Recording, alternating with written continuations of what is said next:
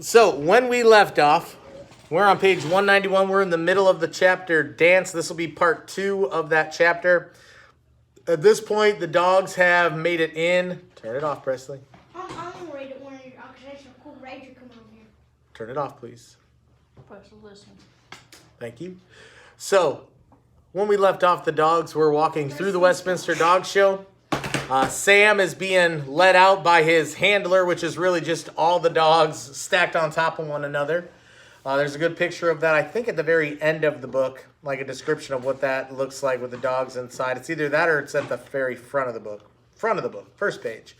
So Sam is being walked out by his handler, the fake Mrs. Nutbush, who is kind of a wobbly mess of dogs underneath the fur coat. And at this moment, Sam has now got center stage in the spotlight. All the dogs look ridiculous, and out walks Sam with the Douglas tooth. And everybody gasps like, oh, look at that beautiful dog. Cassius is left. He hasn't been messed with yet. And Sam has now shown up, and everybody stops and sees him. Except Sam didn't plan for who is the handler for Cassius. His past owner. Yes, his past owner, Heidi. So Heidi is there. She's a little more grown up. Remember, it's like 3 to 4 years past when he was supposed to be dead. And Cassius is there being walked by Heidi, and that stops Sam in his tracks. And he doesn't know what to do. She looks at him, and she's like, no, it couldn't be. And Cassius is like, this seems familiar. And so how does Sam respond? He starts dancing, because if you remember back at the original dog show way back when, before all this stuff happened at Heavenly Acres, him and Heidi danced, and they won like the blue plate, or like the blue ribbon, the big gold or big silver plate, or whatever it was. And that was their connection. So Sam, because he doesn't know what else to do, dances. At the end of page 91, the very bottom, Cassius stares, awash in his own memories. I've seen this before, he thinks to himself. Page 192. Heidi was thinking the same thing, but her mind couldn't make sense of it. Sam was gone, destroyed years ago when she was a little girl. Dogs don't return from the dead.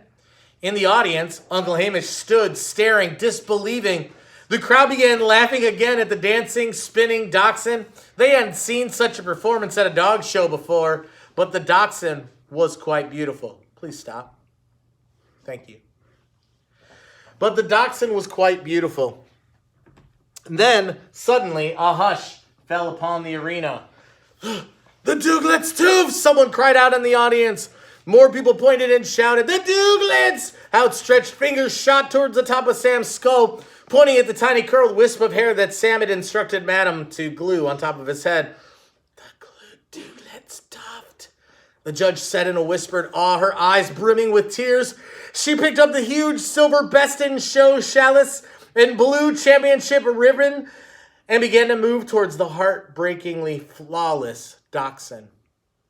A thunderous cheer then arose from the now standing, fist-pumping, astonished crowd. The Douglets! Sam the lion was cooking. He was on fire. The roars and cheers drove his spinning and bouncing to a frenzied pace. He twirled and danced and flipped, and then it was suddenly quiet again. Sam stopped. The crowd was standing, staring, mute. He looked over at Heidi, who stared, but held a hand to her open mouth. He looked around on the red carpet. Pieces of fur and leather and tape and glue lay scattered. His artificial leg lay several feet away from him. Sam stood, leaning slightly on his 3 feet, ragged and shorn of his deceit. He blinked as if waking from a rapturous dream. But it wasn't a dream. And high atop the roof, Tusk and Madam stared down through the open skylight at the events unfolding below. Oh, dear, said Madam very simply. So I don't know if you guys caught what happened. Sam looks perfect, and then he starts dancing, and as he's dancing, all the stuff starts flying off of him. All the glue, all the taped and glued fur, the fake leg, the one that Madam made for him to make it look real, like everything. He's dancing all wild and crazy, like all these pieces are flying off. And now he looks like that ragged dog that you see at the cover of the story. Heidi is shocked. I'd imagine the audience is shocked. Madam simply says, oh dear. Watching from the edge of the red carpet, suddenly Cassius knew. He suddenly saw everything clearly. The big poodle leaped forward, snapping the leash held by Heidi. He reached the backside of the fake Mrs. Nutbush, still teetering close to Sam, and he sunk his teeth into her bottom, which was actually Old Blue's, which started a predictable chain reaction of dogs tumbling hard down onto the red carpet into a tangled heap of squirming mutt bodies, coats, hats, legs, boots, and tails. Heidi walked toward the tangle of ridiculous dogs and the one battered, very flawed but familiar dachshund at the center. She picked up the fake leg. She felt the pieces of fur that had been pasted over his scars. Her head spun. No. No, she said, and she backed away confused, trying to make sense of the unbelievable. Sam watched her move backward. What's wrong, Heidi? It's me. It's Sam. I'm here. It's me. But it's not you, said Cassius, again approaching his own enemy. Look at yourself. You're not the dog she loved before. You're broken. You're ugly. I told you before, and it's still true. She doesn't want you now. Sam looked at Heidi and saw the confusion in her face. Sam suddenly believed Cassius's lie. Run, stray poodle. Run, stray. Run, said the big poodle. Sam did. He dashed for the exit at the far end of the arena. Sam, cried Heidi, but he didn't hear her. But Cassius did, and in her voice, the one he'd learned to know and love more than anything during the last many years, the poodle heard what he dreaded. She still loved the dachshund. Far more than she'd ever love him. Cassius dashed after the running Sam. He knew he had to do what he should have done years before to keep Heidi in his life. He had to kill him. The vast crowd of onlookers was blocking the exits, and Sam turned around to see Cassius almost on him. A look of fury in his eyes. Sam's will for revenge was broken. His spirit collapsed, and he only wanted out.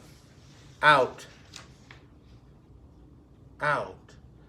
Cassius was on him, and they both fell against a tangle of folding chairs, sending the crowd screaming. Sam pulled out from the jaws of the big poodle, and his old survival instincts took over. Head for higher ground. Go up. A steep set of circular steps pointed toward the steel rafters of the ceiling and the giant boxes that hung from them. The ones that they used for the scoreboards during sporting events. Sam shot up the stairs, the lack of a fourth leg slowing him only slightly. Cassius followed only seconds behind Sam, his teeth bared in furious hatred. Sam! Sam the lion! Screamed Heidi, who reached the stairs just as both dogs ascended above her. Have you guys been to a stadium before? Like maybe Nissan Stadium or... The gym? Yeah, the gym, but I'm thinking bigger. Monster Truck Alley? Yeah, Monster Truck Alley. What's the Bridgestone Arena where the Predators play? You ever been to Bridgestone Arena? No. If you've ever been inside a big stadium, they have like the giant scoreboard up on the ceiling. There's a catwalk with stairs that go up there. That's what they're running up to.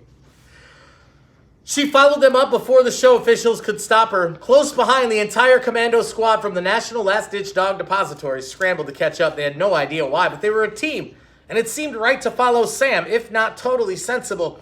They stumbled and scrambled up the stairs, snapping at the hands of the officials trying to stop them.